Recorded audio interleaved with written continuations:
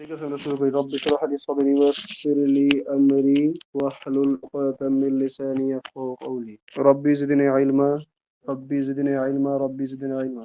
আল্লাহুম্মা ইন্না নাসআলুকা ইলমান নাফিআ ওয়া নাউযু বিকা মিন ইলমিন লা ইয়ানফা।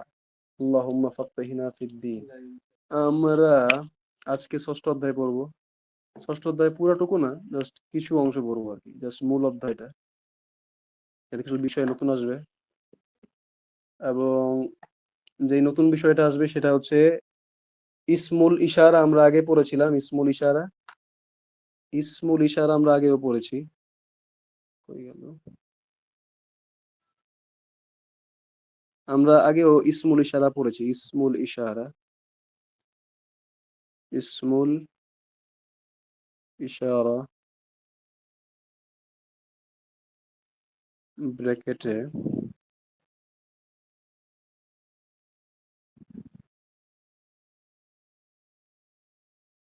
ইসমুল ইশারা। আমরা ইসমুল ইশারা আগে পড়েছি। হ্যাঁ, ইশারাবাচক সর্বনাম। ইশারাবাচক সর্বনাম আমরা পড়েছি। তো ইশারাবাচক সর্বনাম আমরা দুই প্রকার পড়েছিলাম। একটা পড়েছিলাম হাদা, এটি, আর একটা পড়েছিলাম যালিকা, সেটি। এটি এবং সেটি ওইটা আমরা পড়েছিলাম, কিন্তু ওইটা ছিল পুরুষ ভার্সন বা মেল ভার্সন, ছিল মেল ভার্সন। ওটা ছিল ইসমুল ইশারার মেল ভার্সন। একটা ছিল হাদা, একটা ছিল যালিকা। দুইটাই ছিল গিয়ে মেল ভার্সন, মানে নিকটবর্তী কোনো কিছুকে ইশারা করার জন্য, আর একটা ছিল দূরবর্তী কোনো কিছু ইশারা করার জন্য। হাদা হচ্ছে নিকটবর্তী আর যালিকা হচ্ছে দূরবর্তী, কিন্তু হাদা এবং যালিকা দুইটাই ছিল কি পুরুষবাচক, মানে পুরুষবাচক কোনো শব্দকে ইশারা করার জন্য হাদা এবং যালিকা ব্যবহৃত হয়। আমরা বলেছিলাম যে আরবিতে পুরুষ এবং স্ত্রী নির্বাচন করা হয় কোনো শব্দের শেষে গোলতা আছে কি নাই। কোনো শব্দের শেষে গোলতা থাকলে সেটা হচ্ছে স্ত্রীবাচক, আর গোলতা না থাকলে সেটা হচ্ছে পুরুষবাচক। তাহলে যেইসব শব্দে গোলতা নাই সেগুলো যেহেতু পুরুষবাচক, তাহলে এইসব শব্দ, মনে করো যে ওই শব্দের নামে, মানে ওই শব্দ দিয়ে যে বস্তুটার নাম হয়, ওই বস্তুটা আমার নিকটে আছে, আমার নিকটে আছে, তাহলে বস্তুটার নাম কি হবে? তাহলে বস্তুটাকে ইশারা করব কি দিয়ে? হাদা দ্বারা ইশারা করব। আর যদি সেই একই বস্তু আমার থেকে দূরে থাকে তাহলে জালিকা দ্বারা ইশারা করব। তো এই ক্ষেত্রে হাদা এবং জালিকা ব্যবহারের কারণ, কারণ হচ্ছে যে শব্দটা হচ্ছে পুরুষবাচক শব্দ। যেমন আমরা পড়েছি, আমি লিখে দেখাচ্ছি এখানে, যেমন আমরা পড়েছি বাব, বাবুন, মানে কি একটি দরজা। আমরা বাবুন পড়েছি। তো এই বাবুন শব্দটার মধ্যে কিন্তু কোনো গোলতা নাই। বাবুন শব্দটার মধ্যে কোনো গোলতা নাই, তো সেহেতু এটা হচ্ছে কি পুরুষবাচক শব্দ। তো পুরুষবাচক শব্দ যদি নিকটে থাকে তাহলে হাদা দ্বারা ইশারা করব, যেমন হাদা। তাহলে কি বলবো? হাদা বাবুন, এটি একটি দরজা।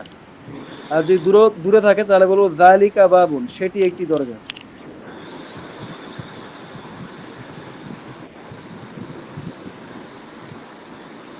ঠিক আছে। এখন এর বিপরীতে আছে গিয়া স্ত্রীলিঙ্গ, মানে এই হাদা এবং জালিকা, মানে ইশারাবাচক যে সর্বনাম, যেটাকে আমরা বলছি ইসমুল ইশারা, যেটাকে আমরা বলছি ইসমুল ইশারা, ইশারাবাচক সর্বনাম। এই ইশারাবাচক সর্বনামের আবার স্ত্রীবাচক রূপ আছে। আর স্ত্রীবাচক রূপ নিকটের জন্য, নিকটের জন্য হলো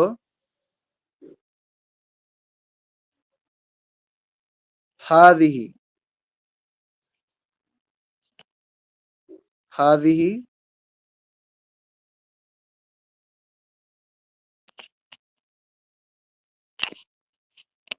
হাদিহি।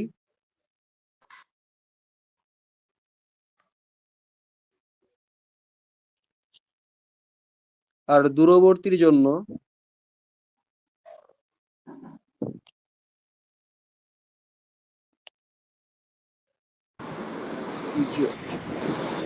দূরবর্তীর জন্য হচ্ছে তিলকা। হ্যাঁ, ইসমুল ইশারা তাহলে আমরা বুঝলাম যে দুই প্রকার হয়, মানে লিঙ্গের ভিত্তিতে, স্ত্রীবাচক এবং পুরুষবাচক। তো স্ত্রীলিঙ্গ পুরুষ লিঙ্গ যদি হয় তাহলে হাদা এবং জালিকা, হাদা নিকটের জন্য আর যালিকা হচ্ছে দূরের জন্য। আর যদি ইসমুল ইশারা স্ত্রীবাচক হয়, যেমন হাদিহি এবং তিলকা, তাহলে হাদিহি হচ্ছে নিকটের জন্য এবং তিলকা হচ্ছে দূরের জন্য। যেমন আমরা এখানে একটা উদাহরণ দেখি জাস্ট, যেমন মাদ্রাসা, যে মাদ্রাসা একটা শব্দ, মাদ্রাসাতুন মানে একটি মাদ্রাসা। তো এই মাদ্রাসা শব্দের শেষে কিন্তু গোলতা আছে, এই যে গোলতা, মাদ্রাসা শব্দের শেষে কিন্তু গোলতা আছে। যেহেতু গোলতা আছে, তাই এটাকে আমরা নিকটে যদি হয়, মাদ্রাসা যদি আমার হাতের নিকটে থাকে, তাহলে ইশারা করার জন্য বলবো হাদিহি। মানে গোলতার বিষয়টা হচ্ছে কোনো শব্দের শেষে গোলতা থাকলে সেটা হচ্ছে স্ত্রীবাচক শব্দ, আর গোলতা না থাকলে পুরুষবাচক শব্দ। তো এই যে আমরা এই মাদ্রাসা শব্দ দেখছি, মাদ্রাসা তুন, এই যে এখানে একটা গোলতা আছে, তো এটা হচ্ছে স্ত্রীবাচক শব্দ। তো স্ত্রীবাচক শব্দকে যখন আমরা ইশারা করব, নিকটে থাকলে যখন ইশারা করবো, যেমন মাদ্রাসা আমার হাতের পাশেই, তখন যদি আমি বলতে চাই যে এটি একটি মাদ্রাসা, তখন কি বলবো? বলবো হাদিহি মাদ্রাসাতুন, হাদিহি দ্বারা ইশারা করব। আর যদি দূরে থাকে মাদ্রাসা, যে আমার বাড়ি থেকে 2 কিলোমিটার দূরে, তাহলে বলবো কি? তিলকা। 2 কিলোমিটার না হোক, মানে 10 মিটার, 15-20 মিটার দূরে, আমার আমার থেকে 15-20 মিটার দূরে বা 100 মিটার দূরে, কিন্তু আমার চোখ, আমি দাঁড়িয়ে এখান থেকে দেখতে পাচ্ছি, এবং ইশারা করলে যাকে আমি ইশারা করে বোঝাবো সেও বুঝতে পারবে। তো তখন বলবো তিলকা মাদ্রাসাতুন, সেটি একটি মাদ্রাসা। তো হাদিহি এবং তিলকা দুইটাই কি ইসমুল ইশারা বা ইশারাবাচক সর্বনাম, ইশারাবাচক সর্বনাম। এবং ইশারাবাচক সর্বনাম ব্যবহার করা হয় ইশারা করার জন্য, এটি সেটি এমন করে। কিন্তু হাদিহি এবং তিলকা ব্যবহৃত হয় কোনো শব্দের শেষে যদি গোলতা থাকে, সেই শব্দের সঙ্গে ব্যবহৃত হয় হাদিহি এবং তিলকা। আর সেই শব্দ, কোনো শব্দের সঙ্গে যদি গোলতা না থাকে, এই যে শেষে গোলতা যদি না থাকে, যেমন আমরা একটু আগে বললাম বাবুন, বাবুন বললাম, বাবুন, এই যে বাব, বাব মানে দরজা। তো এই শব্দটা বায়ের মধ্যে শেষ, এই যে বাবুন, এখানে কেন গোলতা নাই? এখানে কিন্তু বলা নাই বা বাতুন, গোলতা কিন্তু নাই। তো যেহেতু এখানে গোলতা নাই, তাহলে সেহেতু এখানে কি হবে? হাদা হবে। হাদা দ্বারা নিকটে থাকলে ইশারা করব, এবং জালিকা দ্বারা দূরে থাকলে ইশারা করব। তখন বলবো হাদা বাবুন, এটি একটি দরজা, জালিকা বাবুন, সেটি একটি দরজা।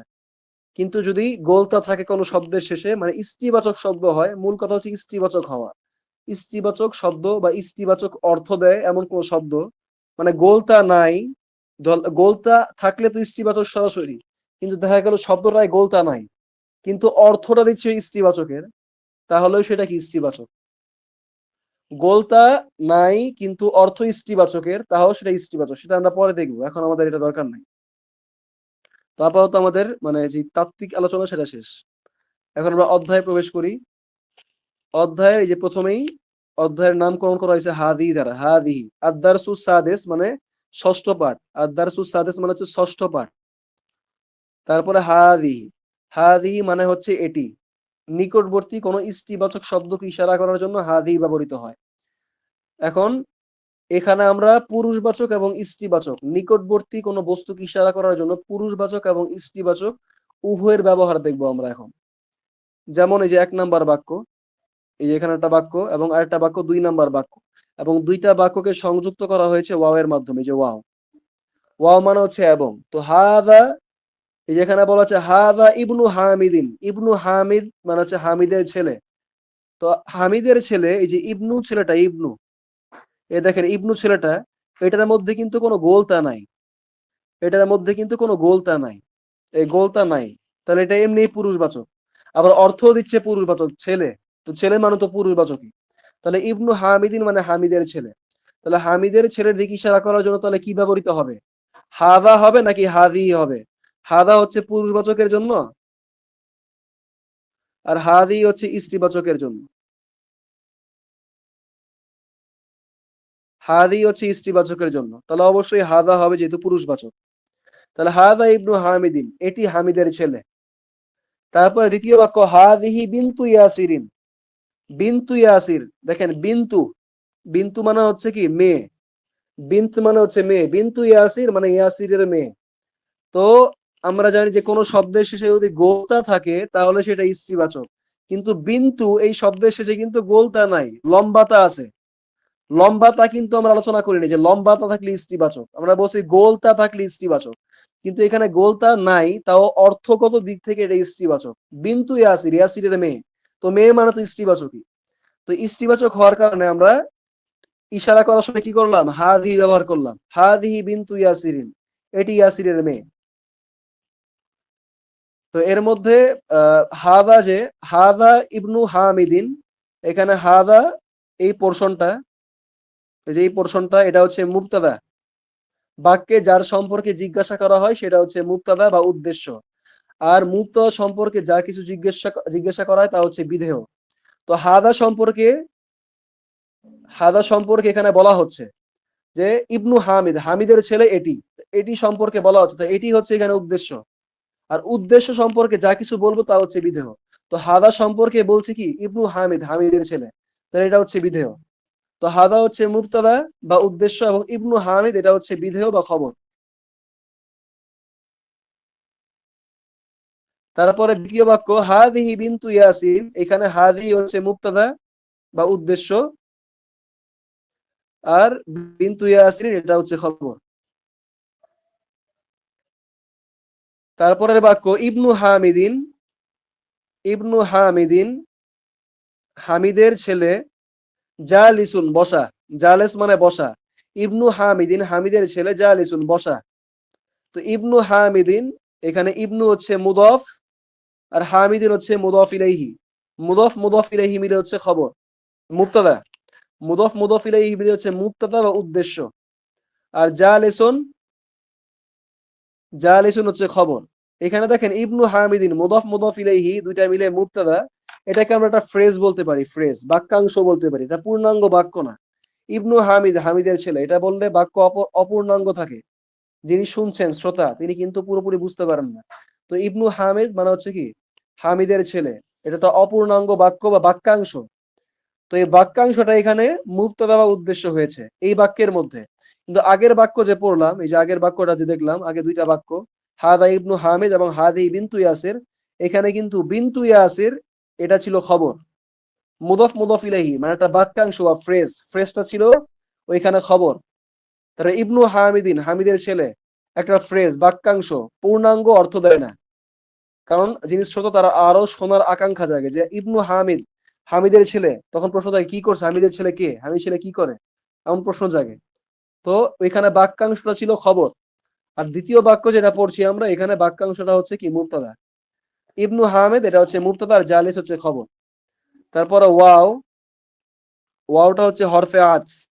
তারপরে বিনতু ইয়াসিরিন, ইয়াসিরের মেয়ে, বিনতু ইয়াসিরিন ইয়াসিরের মেয়ে, এখানে মুদফ ইলাইহি মানে ফ্রেজটা, এই ফ্রেজটা হচ্ছে এখানে মুবতাদা, আর ওয়াকিফাতুন এটা হচ্ছে খবর।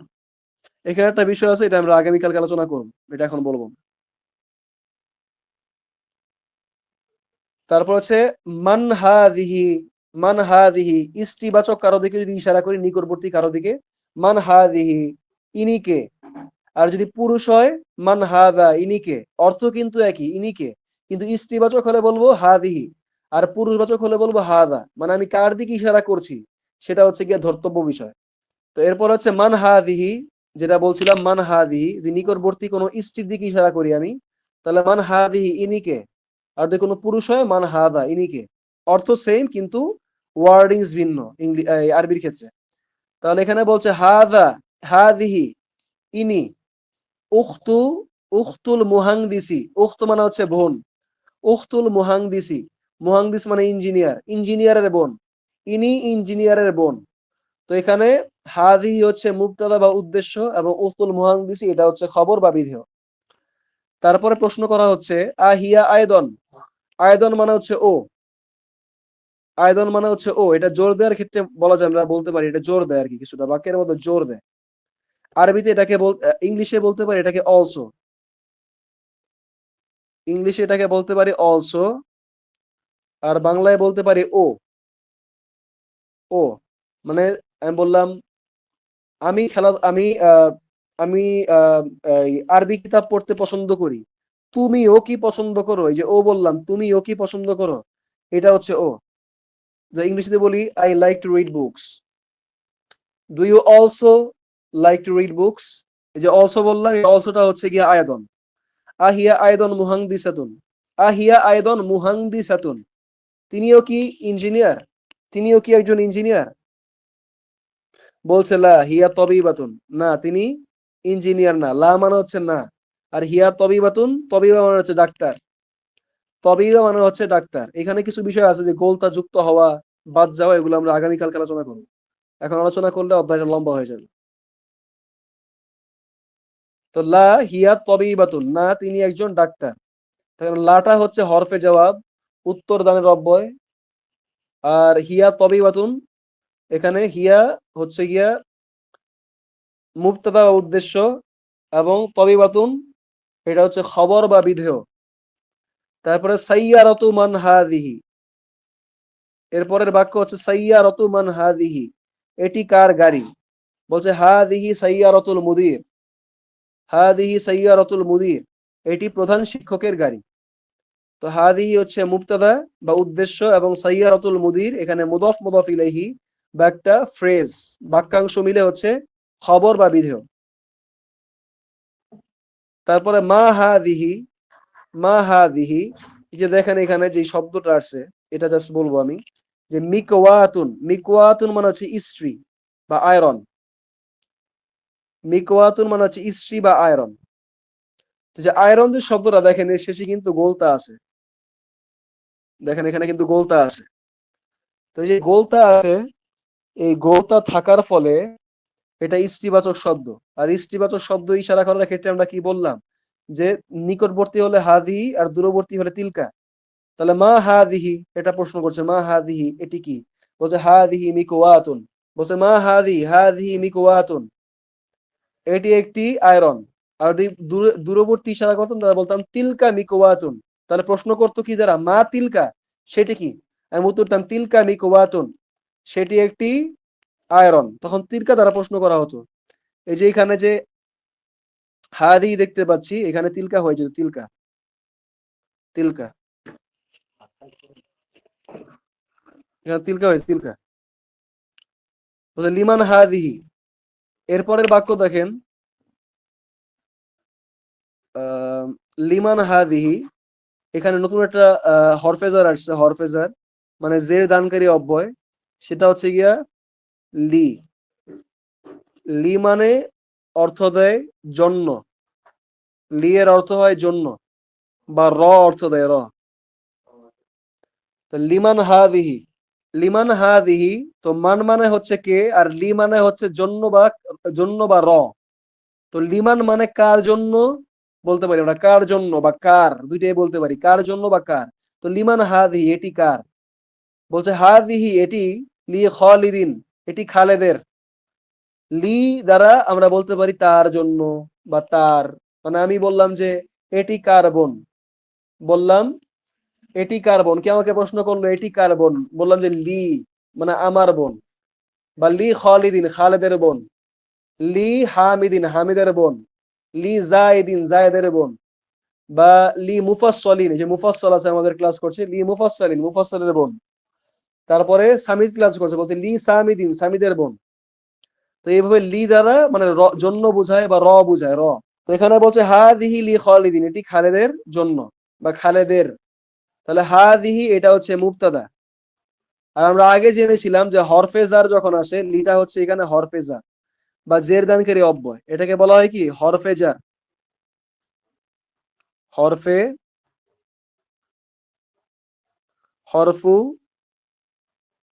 জাররিন, এটাকে বলা হয় হরফেজার বা জের দানকারী অব্যয়।